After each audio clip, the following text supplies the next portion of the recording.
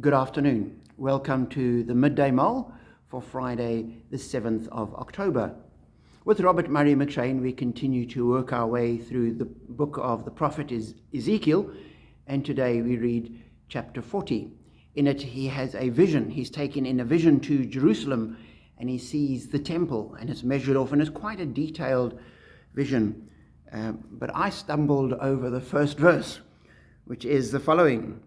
In the 25th year of our exile, at the beginning of the year, on the 10th of the month, in the 14th year after the fall of the city, on that very day, the hand of the Lord was on me, and he took me there.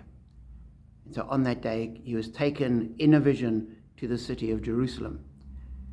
But I thought, in the 25th year of our exile, and I thought 25 years is a long time. That's more than a third of my life. And to think that Ezekiel had been in Babylon for 25 years. And I thought back 25 years, that takes us back to 1997. And if you just think for yourself, what has happened in your life from 1997 till today? In 1997, I'd freshly arrived in the parish of Barberton as a rector. I then, after that, moved to St. John's. We had children. We settled down, moved from St. John's to here. There's so much that has happened in the last 25 years. That's a big part of my life.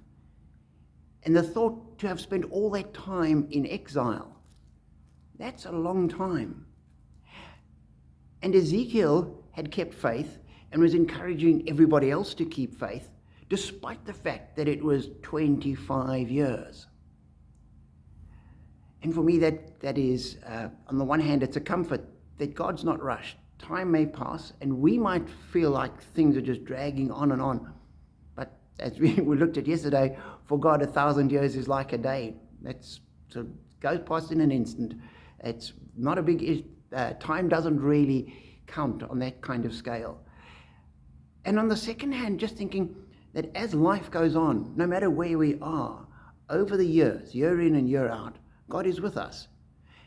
And hopefully for most of us, it's a blessed time. And we can look back over the 25 years and see what God has done and where God has worked. And certainly I can do that in my life and just see how God has been present and working his purposes out. And I'm blessed by that. But sometimes even if we can't see that, and it does look a little bit opaque, and you think, what was going on? To know that God was still there. And I'm sure that most of the exiles were desperately unhappy, completely out of place, really questioning God. And yet 25 years into it, God is still there, giving visions to Ezekiel, speaking through him to his people. So for me, we take heart in that God is with us all the time. Doesn't matter what's going on, God is there. Be encouraged by that and know that you're blessed.